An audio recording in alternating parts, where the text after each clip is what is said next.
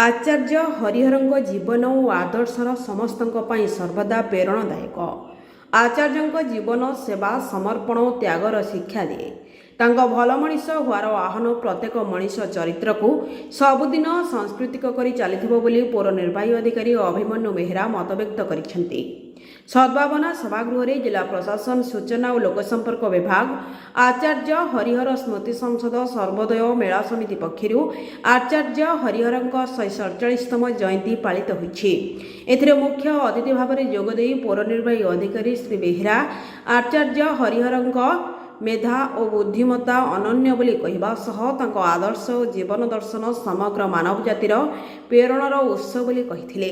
ओडिया भाषा प्रतिष्ठान प्राक्तन अध्यक्ष कैलाश चंद्र टेकायत राय आचार्य हरिहर जीवन और जीवनचर्य अत्यंत सरल निराडंबर रही सत हेले तांको आदर्श चरित्र उच्च मूल्यबोधर प्रतीक थिला बोली कहिथिले। Report Odisha digital news.